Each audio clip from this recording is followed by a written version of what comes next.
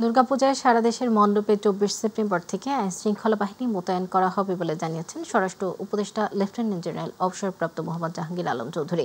সচিবালয়ে আইনশৃঙ্খলা কমিটির বৈঠক শেষে তিনি কথা জানান। এছাড়া মহিলা ও শিশু বিষয়ক মন্ত্রণালয় থেকে ৮০,০০০ স্বেচ্ছাসেবক মণ্ডপে মণ্ডপে মোতায়েন থাকবে বলেও জানান স্বরাষ্ট্র উপদেষ্টা।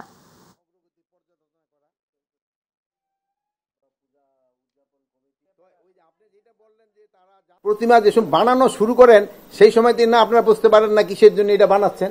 যে পূজা যে শুরু হয়ে গেছে এটা তো প্রতিমা বানানোর সময় ওনার বোঝা যাওয়ার কথা, ভাঙার সময় কিভাবে বুঝলো এটা আমার মনে হয় ওনারা কোথাও এইভাবে বলে নাই। আর হলো কি হবে, এটা তো পঞ্জিকার লেখাই থাকে এটা কোন সময় হবে। আর হয় কি এবার আপনারা দেখেন ভাঙাচুরার সংখ্যা কি খুব বেশি, দুই একটা জায়গায় যে হয় নাই আমি তা বলবো না, দুই একটা জায়গায় হয়েছে, বাট ওইটার ক্ষেত্রে তো ওনাকে দায়িত্ব দিয়ে গেছে।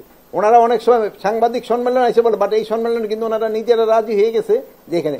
আর প্লাস ওই যে জায়গাগুলিতে যে ভিডিও ফুটেজে তাকেও কিন্তু ধরা হয়ে গেছে।